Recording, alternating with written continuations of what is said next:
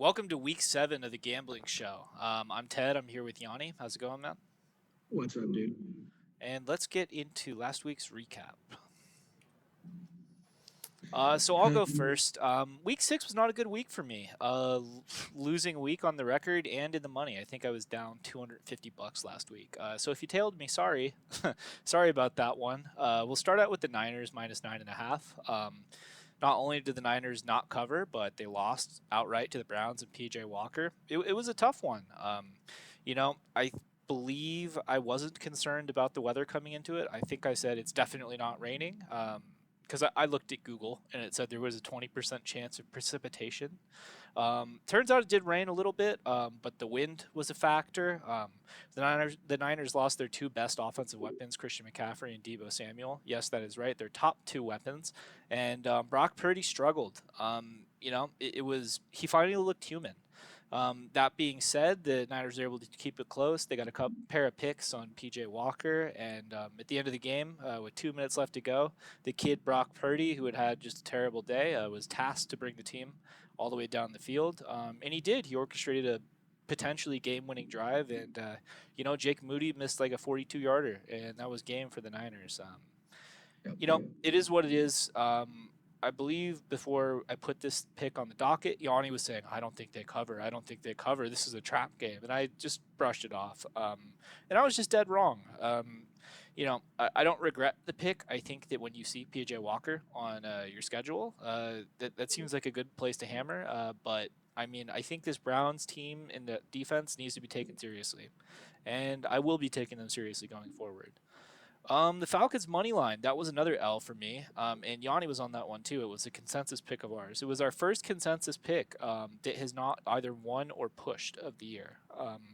Desmond Ritter, that was our big thing. Desmond Ritter's undefeated at home in his life. He finally lost at home on Sunday to Ron Rivera in the Commanders. It was a weird game. The Falcons put up over 400 yards of offense, and the Commanders only had like 200 yards of total offense, but just mistakes and picks and taking delay of game penalties on the 1 yard line ended up costing the Falcons. It was just the wrong side. That is what it is. Bengals money line. I'm happy I came in strong on this one. The big fat I told you so because it hit. The only bummer about that game was that I put it in a parlay with the Falcons, who let me down. So no monetary gain on that one, but I was right. Fuck you, Seahawks. Lions -3 against Tampa Bay. That was another winner. That was another one. Chad Millman and Simon Hunter loved the Buccaneers. A lot of people loved the Buccaneers. The Lions were kind of, I don't know, for whatever reason, people just thought it was a tough spot for them. I said this at the beginning of the week, and I continue to think it's true. This Buccaneers team is better than we thought, but they're still not a top of the table team like the Lions are, and it just showed in this game. And then the Chargers +2.5. This is probably, in my estimation, the worst pick of the week. I watched the whole game. It was close enough to where I thought, what am I doing? Why did I think I knew what was going to happen in this game? And truth be told, I watched a little bit of Chad Millman and Simon Hunter, and they were kind of saying you should take the Chargers. And, I probably listened when I shouldn't have. It was a tough board, though. I couldn't really find much. It was an L. We take it. Whatever. But yeah, my record is down to 18-10-2 on the year. I had a big losing week, but we're still in the green. And yeah, we're just on to the next one. Put that week behind me. Okay, for my picks, you covered the Falcons. Just lost, whatever. For the Bears pick, the Bears +3, I believe they lost by 5 or 6 points. I think it was 13-19 or 14-19, something weird like that. And that was with Justin Fields hurting his hand and leaving in the middle of the game. I actually think that pick, I don't regret my process on that pick at all. I think it probably would have come home if Justin Fields played the whole game. Hard to say. Doesn't really matter. It didn't. Okay, the Raiders 2.5 against the Patriots. Not a whole lot to say about that. Just two bad teams playing bad football. For the Cardinals and Rams under at 48 48.5. This one was kind of interesting. The Cardinals ended up putting up 9 points. Ted rightly brought up a concern that the Rams could go over 30 that week. I just thought that Jonathan Gannon's probably a little too defensively sound and that the Rams defense was a little too much for the Cardinals. So I'm glad I hit the under there. Eagles -6.5. That was just a weird game. Probably Jalen Hurts' worst game as a professional. They did not have Sauce Gardner in. They don't have Aaron Rodgers. Very weird win. I'm inclined to just say it doesn't say a lot about the Eagles or the Jets, frankly, but it probably says more about the Jets than the Eagles. But I'm inclined to say that moving forward, it doesn't say a lot about the Eagles, but we'll see. This could quickly become a trend. It's kind of interesting to watch that there was an amazing thing going on the Reddit meme wars pages and NFL memes that just the Eagles were destroying the 49ers, just wrecking them. There's bad blood from last year. A lot of Niners fans think they would have won the game if Brock wasn't healthy. A lot of Eagles fans rightly respond with, we won the game. So there's a back and forth. And then the next round of memes when the afternoon window cleared and the Eagles lost to the Jets were amazing. But in any case, the pick didn't hit.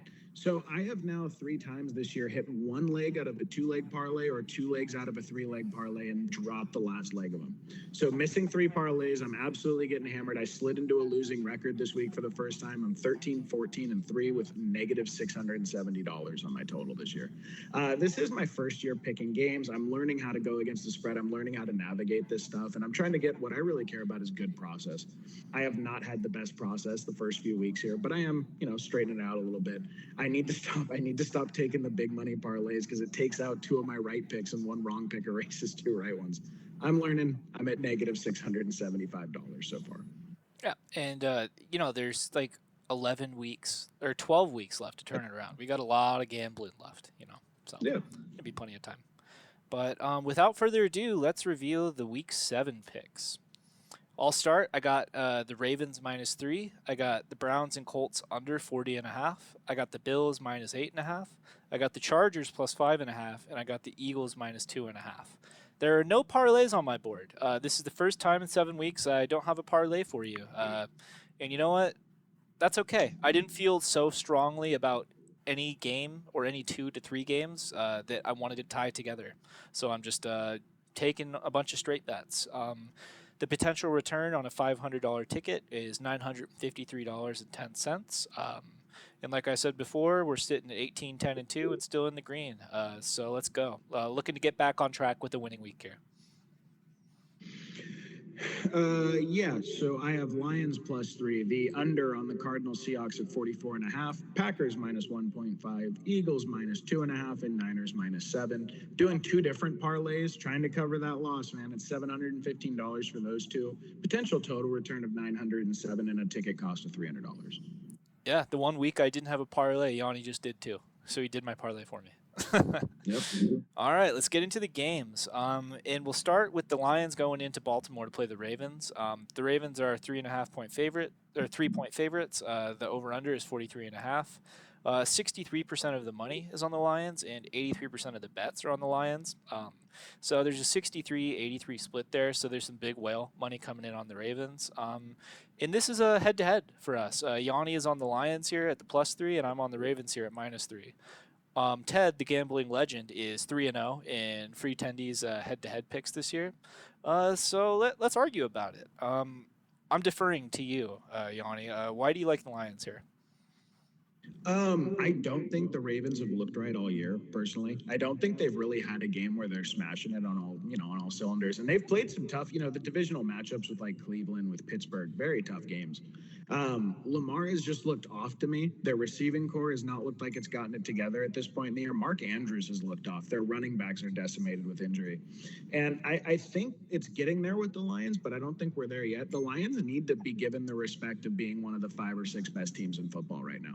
I do think they're there. I think -1 Jared Goff pick, they would be the only undefeated team left in football. And that's not the same thing as like the Niners lost a game to Cleveland where they had Brock Purdy get like 10 yards in a whole half until the last drive of the game. The Eagles lost a game to the Jets where Jalen Hurts threw 3 or 4 interceptions. The Chiefs lost to the Lions. Miami got destroyed by the Bills, the only good team they played this year. The Lions lost on 1 bad decision after a 400 pass streak of no interceptions from Jared Goff. That's it. That's the only reason they are not the only undefeated team in the universally put up in the power rankings #1 team in football. or number two. Maybe they people wouldn't put them above the Chiefs even if they were undefeated. I think that's no joke, man. To have a win over the Chiefs, I believe it was at Arrowhead too.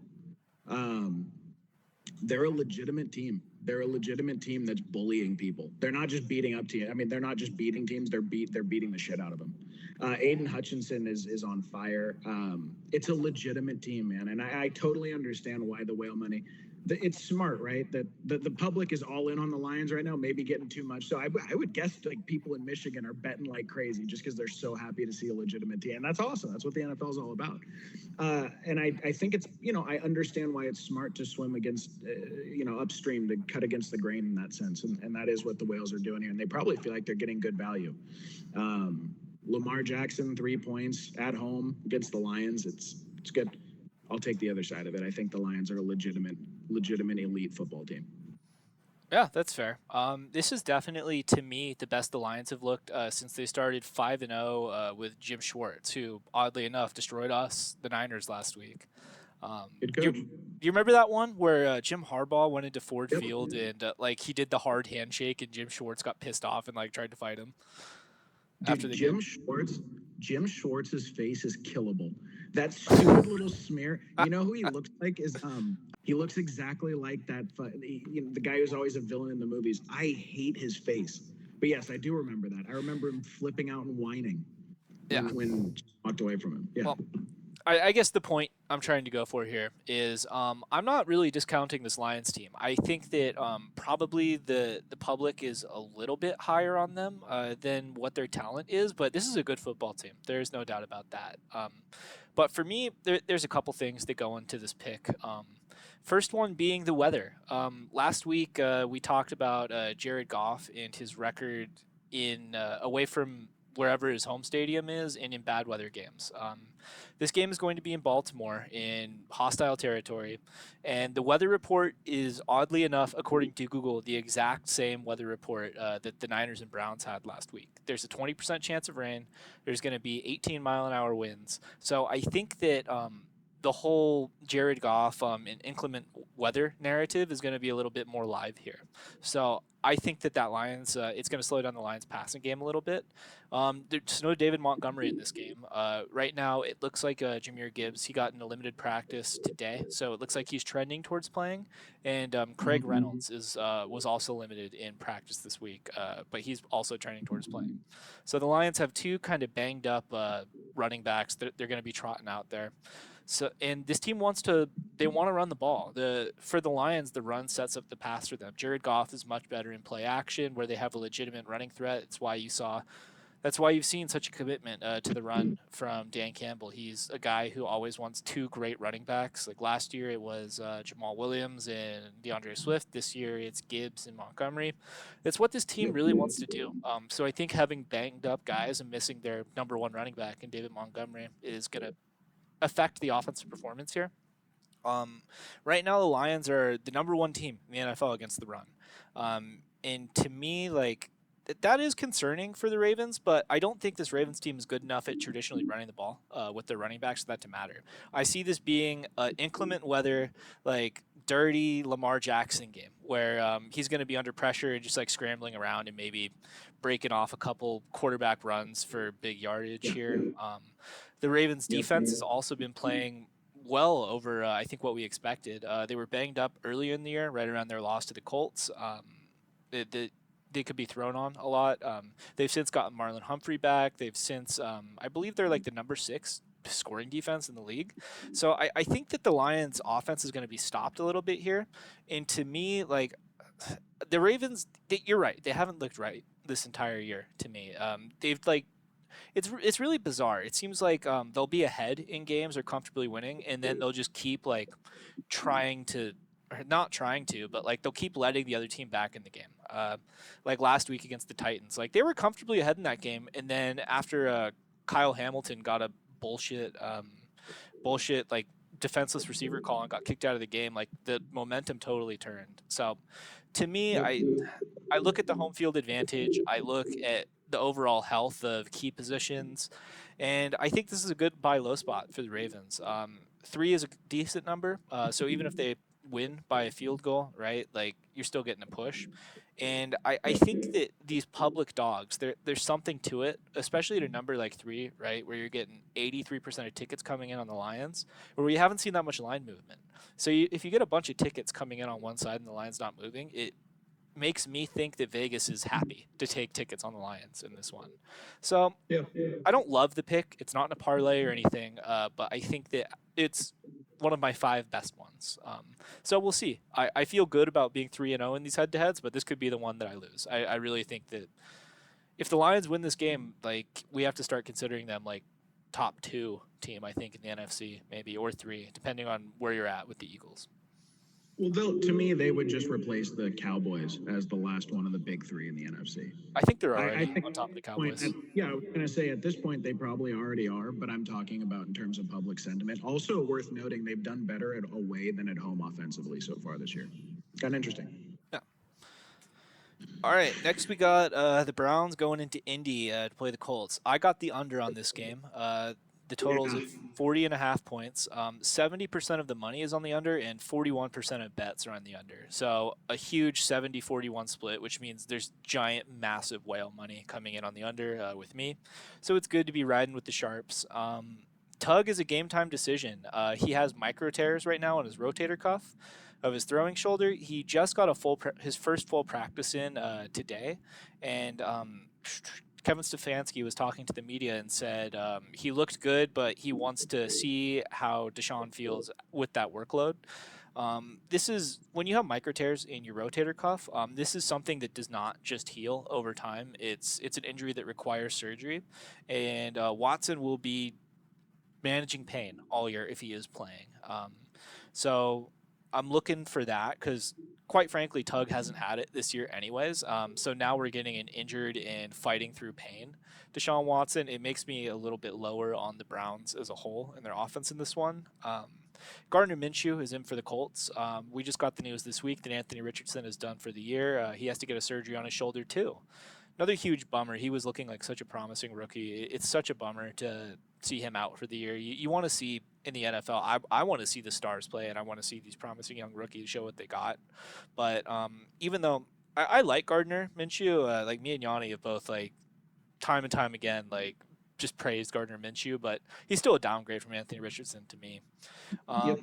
This Browns defense, they're allowing only 200.4 yards per game, which is the best total in the modern NFL era. The 2000 Ravens with Ed Reed and Ray Lewis only allowed 245.2 yards per game. And then the only other teams to allow under 300 yards per game were the 2015 Broncos, who won the Super Bowl. That was the team that beat up on Cam Newton, and the 1985 Bears. So this is a historic defense going up against a backup quarterback in the 11th scoring offense in Indy, which, quite frankly, if you told me that Indy's scoring the 11th most points in the league, I would be shocked by that. But, they've been scrappy all year, but yeah, this is definitely advantage Browns on that side of the ball.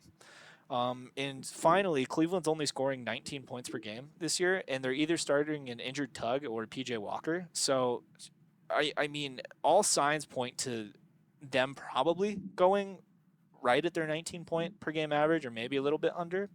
I'm worried about this game being in a dome, and the Colts' defense, specifically their pass defense, has not been good this year. So there are some things there combined with a pretty low 40.5 point total that make me a little bit worried about this. But it feels like under is the play here, especially if Tug is out. Like if it's PJ Walker, this Browns team, they didn't win because of PJ Walker. They won in spite of PJ Walker on Sunday against probably the best team in the league in the 49ers. So I'll take it here. Do I love it? No, but I like it enough, and it's a top 5 play for me. Do you have anything on this one, Yanni?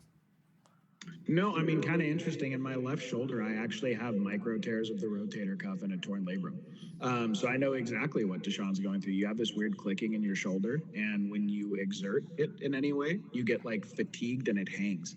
So it's kind of really interesting, actually. I didn't know that he had that. That's pretty serious. Yeah.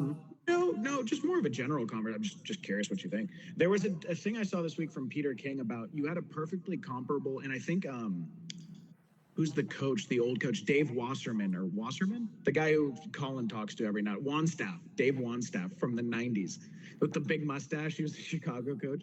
Then they were asking, when you have a perfectly good guy like Garner Minshew who could have started a season, was it worth it to throw Anthony Richardson out there before he had the throwing ability and had to rely on his legs? What do you think? Should they have benched him for a year? No, he's looked good enough. He's looked good enough to me and added an extra dimension to that offense that I think it was the right call. I remember preseason, I thought it would be Gardner's job, and then Yeah. Richardson might come in halfway through the year if the Colts were just kind of struggling and they wanted to see what they had in the kid. But yeah, they made the early call, and I think the early returns were great. I think, there's a lot of talk right now about Anthony Richardson being injury prone because out of the 5 games he's played, he left 4 of them with College injury at some too. point, which is tough. But I just chalk it up to bad luck, really. I mean, the kid will learn to protect himself a little bit more, and he's got a bright future. But I think especially with seeing the Jordan Love situation now, right? Like he looks like he is not an NFL starter, and the Packers have Yeah. wasted 3 years on him now. It's like Right. I don't know. Right. All right. This next one is me too. It's the Bills at the Patriots, and I'm taking the Bills minus 8.5. The total on this game is 40.5 over under. 90% of the money is on the Bills here, and 85% of the bets are on the Bills here. Yanni laughs at this one because this just screams a Ted pick. I haven't picked the Bills every week, but I pick the Bills a lot, and I just hate this Patriots team. Probably more. I probably have an irrational hatred for them, and like honestly, my preseason hot take of them being like a five win terrible team just keeps looking better as the weeks go on. But here's the deal: Mac Jones is 0-12 against the spread as an underdog in his career. He has not covered once. Every game that passes, he just looks worse and worse and worse to me. Like he's going the wrong direction. He looked decent as a rookie, and then has gotten worse every year since then. So he's not. He's doing the opposite of developing, and I think that the Patriots need to blow this thing up and draft a new quarterback. Whether or not that's Drake May, or if they're bad enough, they could even get Caleb Williams. The Bills are coming off an extremely shaky performance against Tyrod Taylor and the Giants, and there's injuries all over their defense. Matt Milano's out, Trey White is out. It's just been terrible for them so far in terms of their injury luck. It's been a bummer, and that performance against the Giants was shocking. It was the largest spread of the year, and the Giants, maybe if they didn't call a fade to Darren Waller in the middle of the end zone as the last play, they could have won that game.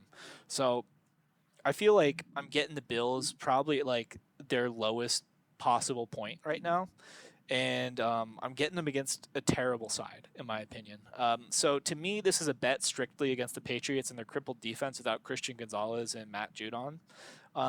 If Christian Gonzalez and Judon were playing, I'm off this game entirely, or maybe I take the Patriots. And it's because even though I love shitting on this Patriots team, I still think Bill is he's a good coach. I think like in terms of getting what he can out of the guys that he has, he does a pretty decent job at it, especially on the defensive side. And this Bills team, since they are such a roller coaster, like I could see Bill, especially having all of his guys there, come up with a good game plan to stop this. But without those two guys, without their two best defensive players, I don't see it happening. I don't see Mac Jones being able to lead the Patriots offense to having a good day here, even with the injuries, right? This Bills defense, with all their injuries, could be had right now. But I just straight up think Mac in this like terrible offensive skill position unit can't do it.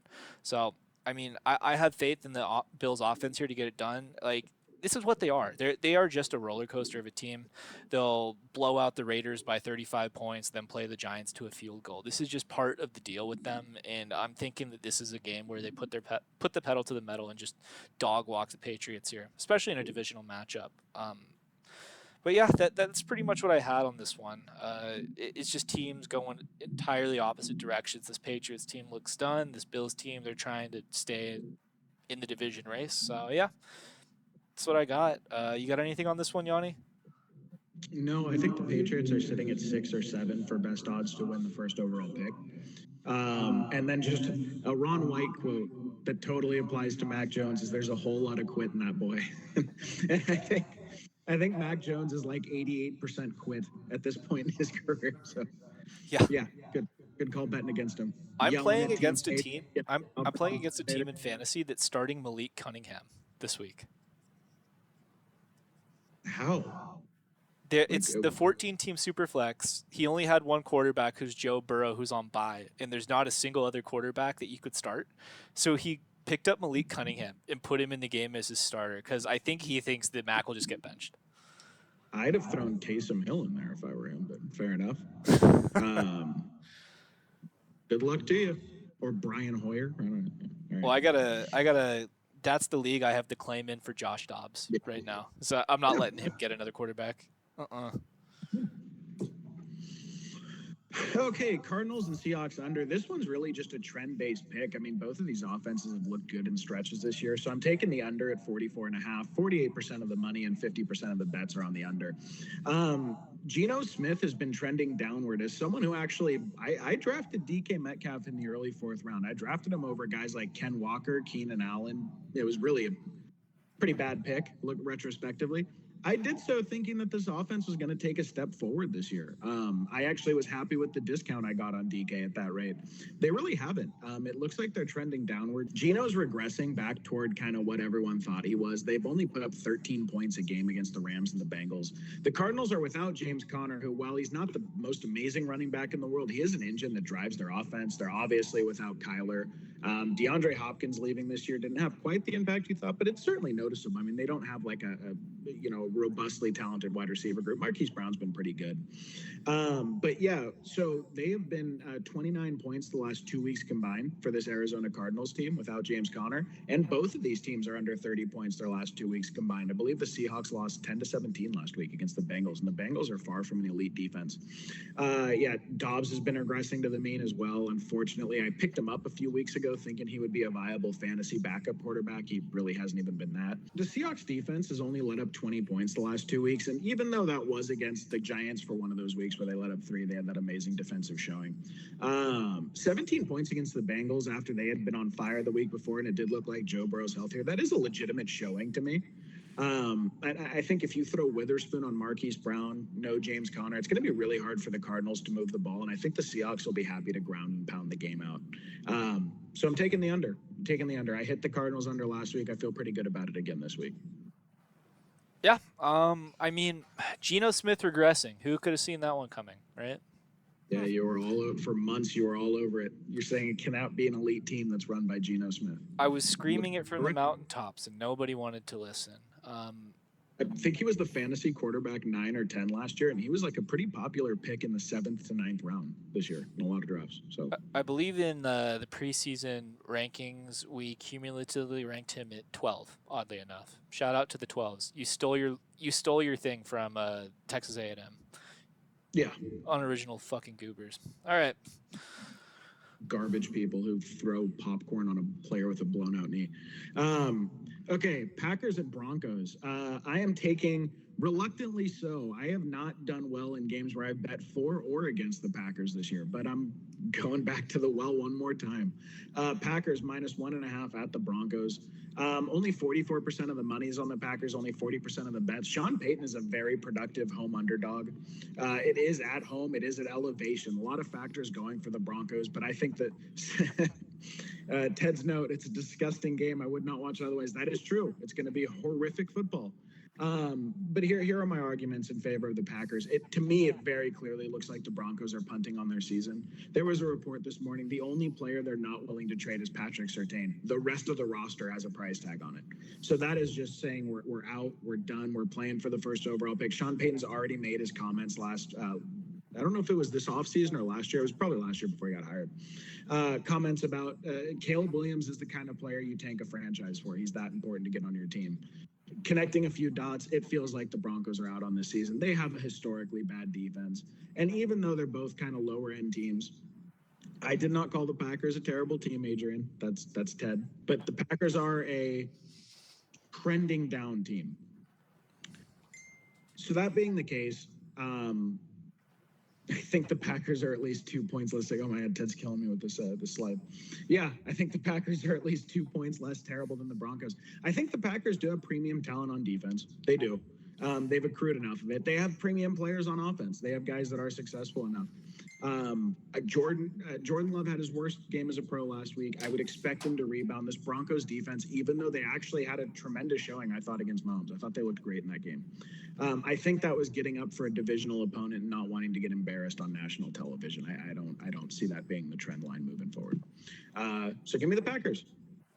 Yeah. Um, it's funny, man. Like when I do these slides, I don't know your thoughts on it. Like basically, I put Yeah. together the slides and then I get in a call with Yanni and say, "What do you think of this?" So yeah, like to me, both of these teams are terrible, and at least my policy is when I think two teams are bad enough, I won't even touch it because I feel like they're so bad that like Yeah. who could outstink the other one, right? Like I don't think that's very like trackable or I don't think you could beat the book on it. But yeah, I think that yeah, it seems like the Broncos really are playing for the one seed. So I get the pick here, but yeah, it feels too gross to me.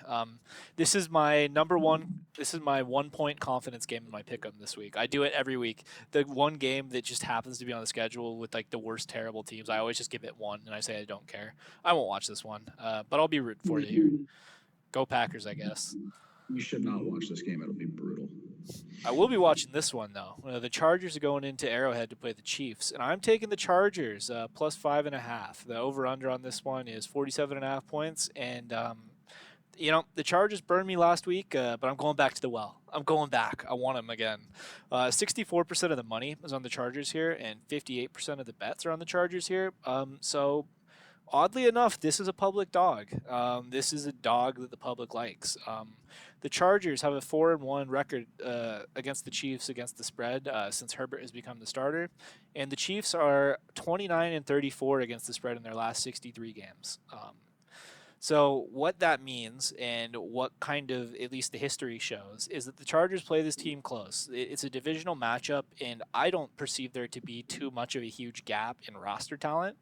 There's Mahomes, right? Like you can't put a value on what Mahomes brings to a team, and you can't put a value on the coaching advantage that Andy Reid has over Brandon Staley. But for whatever reason, this Chargers team, like they do play almost all of their games close.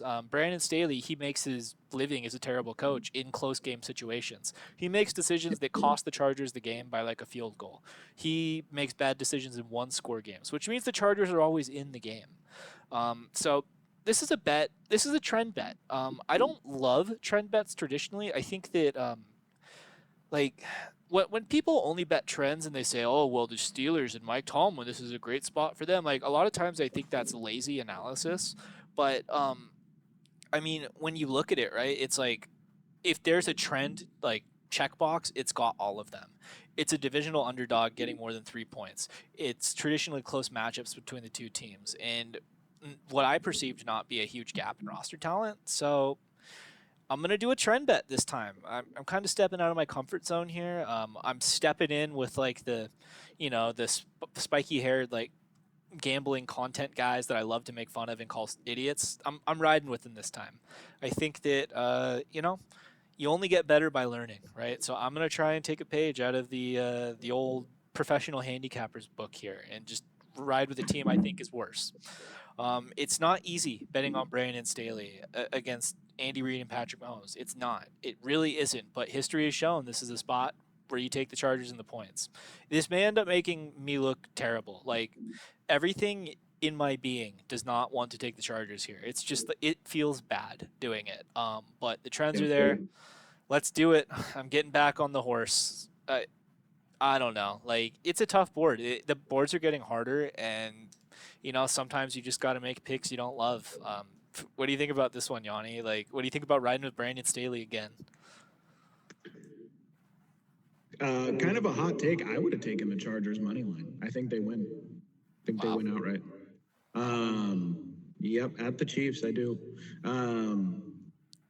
I don't think the Chiefs are. I think the Chiefs have been riding on Mahomes and Andy Reid's like greatness. But to me, that looks like an extremely lackluster offense this year. It really does. And they're grinding out games and they're playing good defense. But I think they'll have a hard time getting in a shootout with the Chiefs this year or the Chargers. And the Chargers seem to force shootouts with them. So I think that's a great bet. Kind of bummed I didn't take a closer look at it because I think you made a lot of really good arguments. Yeah, it's interesting, dude. Have you heard those rumblings about Andy Reid is actually in position to snag the all-time win record too? He's not that far behind Belichick. Um, so it's sort of interesting, right? You just wonder, are we in the middle of seeing Andy Reid take the place of the best coach in NFL history? He'll have an interesting argument for it, depending on how he wraps up. I And I didn't. think that's, Oh, sorry. yeah. Go. No. Good.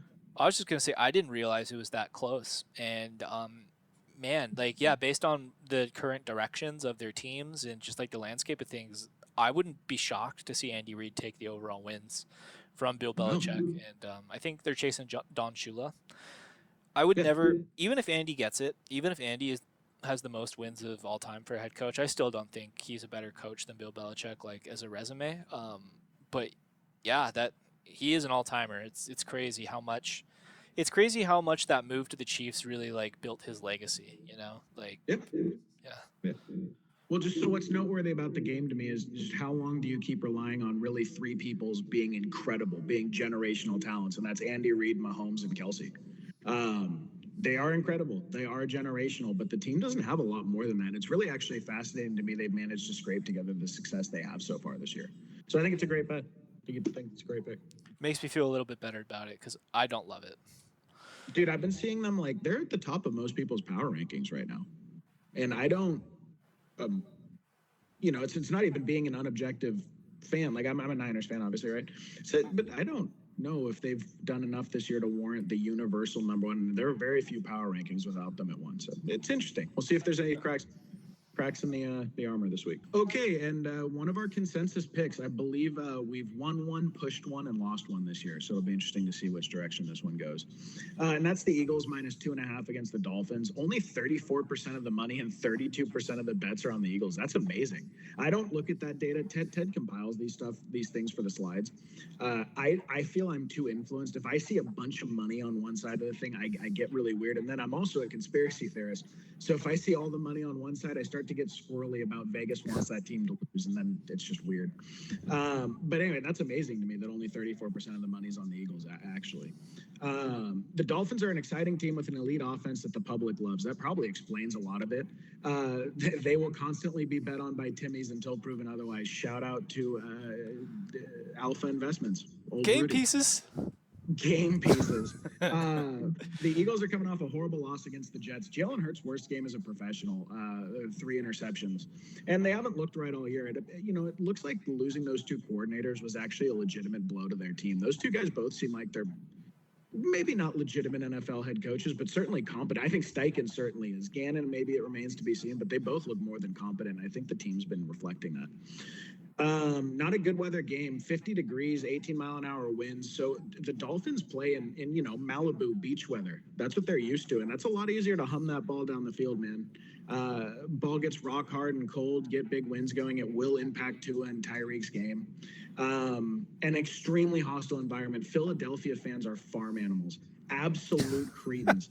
And then, oh my God, the worst human beings on earth, man. I went to a Niners Philly game when I was younger. Oh, just gross people.